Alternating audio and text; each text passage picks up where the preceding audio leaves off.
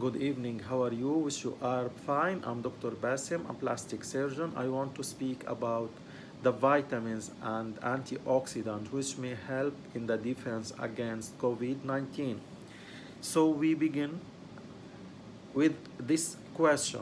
Are vitamins C and D effective in the fight against COVID-19?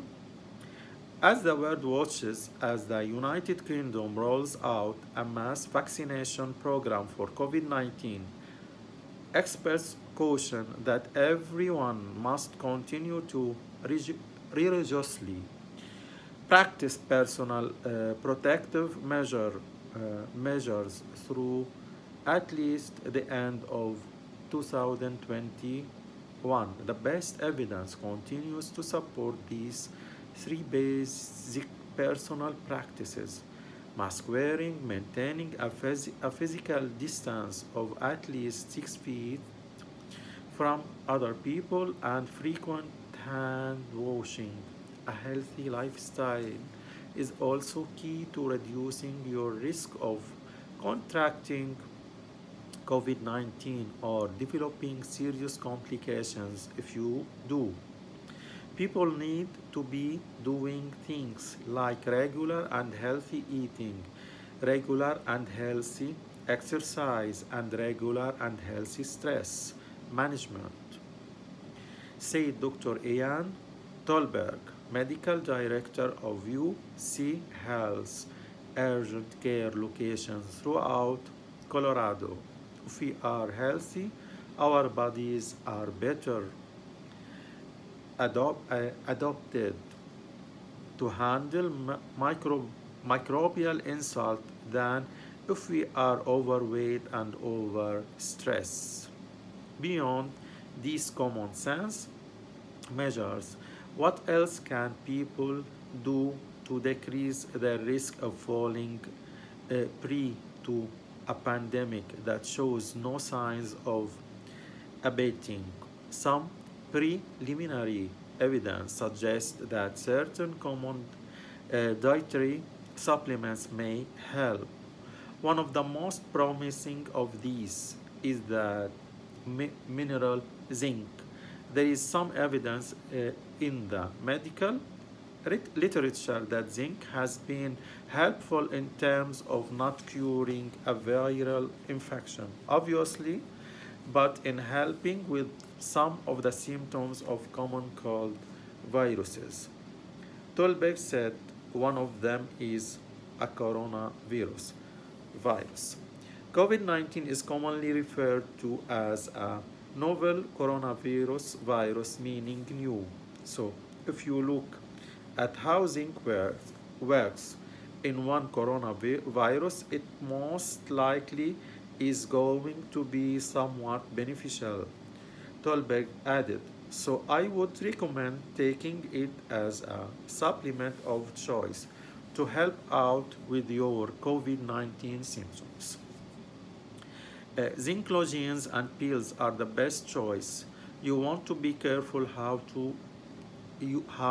you take it. Tolberg said, you don't want to take it intranasally. You want to take it lozenge. Colt Ephes, for example, is a popular lozenge that has been shown to shorten the duration of the common cold. So far, it hasn't been specifically studied as a treatment for COVID-19 patients. Each lozenge contains 13.3 milligram of zinc. The manufacturer recommends dissolving, not chewing, a lozenge in the mouth every 2 to 4 hours until symptoms subside. For adults, the recommended daily dose is 6 lozenges. For children ages between 12 to 17, the recommended daily dose is 4 lozenges. Researchers don't know if zinc lozenges and pills can help healthy people avoid a COVID 19 infection. There isn't anything showing that there is any kind of prophylaxis from taking it, Tolberg said. But Is it going to hurt you? No. So if you want to take it, please do. Zinc is an integral part of some very preliminary prophylactic regimes developed some health, developed by some healthcare organizations. These include Eastern Virginia Medical School, which recommended a daily zinc dose of 75 milligram to 100 milligram. EVMS also recommended daily doses of vitamin D3, daily doses of, be careful, daily doses of vitamin D3, 1,000 to 4,000 international unit, 1,000 to 4,000 international unit. Vitamin C, 500 milligram, and melatonin, 0.3 milligram to 2 milligram each night. The school also recommended twice daily doses of quercetin, 250 milligram to 500 milligram, and says that a daily dose of famotidine peptide of 20 to 40 milligram may be added to the mix. Tolberg is dubious that such measures are necessary, especially in healthy people who already have normal levels of nutrients such as vitamin D3 and vitamin C. Taking extra amounts of those vitamins is not really going to be beneficial unless you are already deficient in those things, he said. Vitamin D deficiency is common in the United States, especially among Hispanic and Black people. These two groups are significantly more likely than other groups to be infected with COVID-19 and to develop serious, even fatal complications. Severe COVID symptoms are also more common among seniors and people who have obesity or high blood pressure.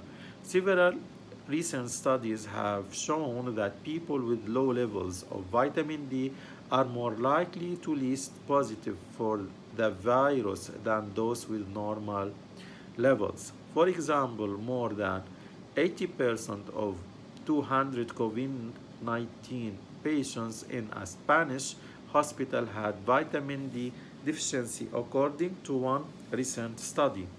Men were more likely than women to have low levels, and people with low levels also had raised serum levels of inflammatory markers such as ferritin and D-dimer. Other research shows that hospitalized patients with an often fatal COVID-19 complications, acute respiratory failure, had extremely high rates of vitamin D deficiency. Many studies point to the beneficial effect of vitamin D on the immune system, especially regarding protection against infections. In developing this prophylactic COVID-19 protocol, the EVMS research noted that U.S. patients with low levels of vitamin D were more likely to be hospitalized. They also observed that nations with low of average levels of vitamin D were more likely to experience serious outbreaks and higher mortality rates. EVMS included vitamin C in their protocol because it's a potent antioxidant that's critical to the immune cell function. They cite a large-scale study of more than 11,000 patients showing that vitamin C reduces the risk of contracting colds. They also cite research showing that vitamin C reduced the symptoms of colds, about 25% of which are caused by other coronaviruses. EVMC endorsed quercetin because it is also a potent antioxidant. They cite preliminary research showing the supplement binds to the spike protein in the novel coronavirus, which may inhibit its ability to infect cells. Although melatonin is best known as a sleep aid, it made the list because it can block inflammation, especially in the lungs. It also reduces the risk of fibrosis, which is one of the most serious COVID-19 complications. Although, although there is no proof that any of these supplements can combat COVID-19, Tolberg said there is one intervention that will definitely make a difference: hydration. If you are dehydrated, you are at high risk of any type of viral or bacterial illness, urinary tract infections, and pneumonia. If you have dry mucous members or dry mucous membranes because you are not drinking enough fluids, that decreases your immune response because it decreases your immune barrier. That was the video about the vitamins. So avoid that vitamins that may help in reducing the risk of COVID-19, or it may help to in the defense against COVID-19. So vitamin D, vitamin C, and I told you about the dose of each one, and zinc. If you like the video, please make like, share, and subscribe to my YouTube channel, Dr. Bassem.